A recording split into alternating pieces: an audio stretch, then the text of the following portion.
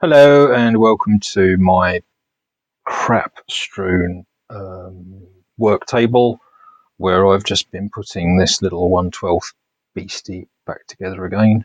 It's a WLToys 124016 version 2 brushless. And I've done some modifications on it recently. I posted a very short video recently and a few people were asking questions. So I'm going to attempt to answer some of the questions that were asked.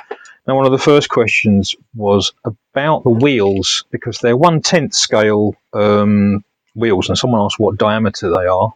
So I have my trusty tape measure, my trusty ruler here.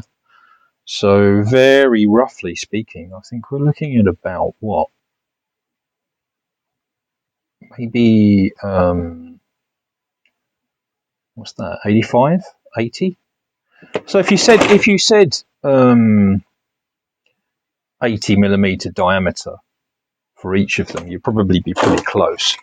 And the fronts are, he said, getting the rule around the right way. The fronts are about 30mm wide.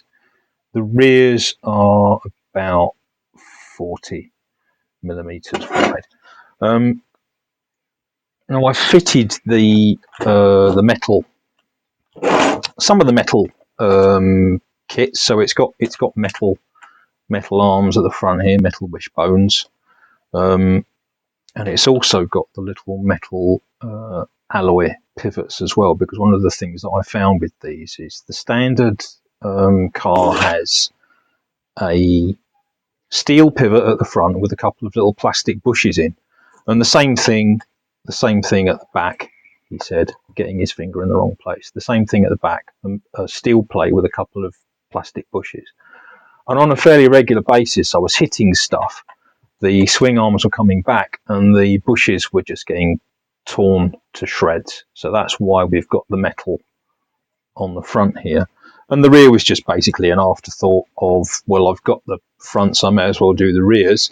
And the rears, I'm still using the steel plates because the alloy plates that came with it, I think they fit on the WLToys 124018 buggy, which is their more speedy version of this. Something else that people asked, I mean, on the standard ones, you've got a spare wheel here. So I've cut away the hex that the spare wheel goes on and stuck a bit of epoxy putty over the hole just to make it look a little bit tidy. And you do get a subframe at the back here, which takes a little wing. And the subframe basically is pretty weak. It snaps at these 2 points on a fairly regular basis. The wing gets dislodged. It's not very pretty. So I've sacrificed the little plastic rear bumper that was at the back and connected to the subframe. And to be honest, I mean, if it's going to land, it's going to be bouncing on the wheels first now. And I've got I've got alloy wishbones here anyway. So this is probably the way to go if you've got one of these. In terms of crashability, this thing somersaults on a fairly regular basis because I drive it like I stole it. And recently, I've not really had too many issues. Something I have had an issue with recently, I've got dog bones on the back.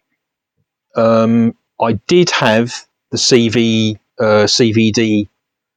shafts that you normally have at the front because it was less friction.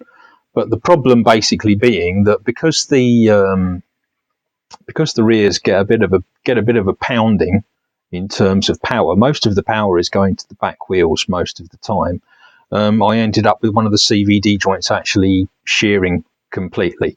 So I've just gone back to dog bones, and that's pretty much it. I mean, it's not got the standard radio kit in it. It's got a Dumbo RC radio kit in it, and trying to find somewhere to put the flipping receiver is a bit of a mission.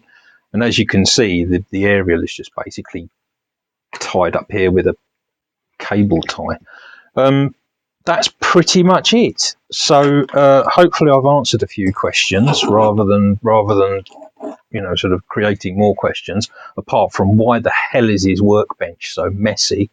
And if anyone does have any more questions about this little beast, then please get in touch.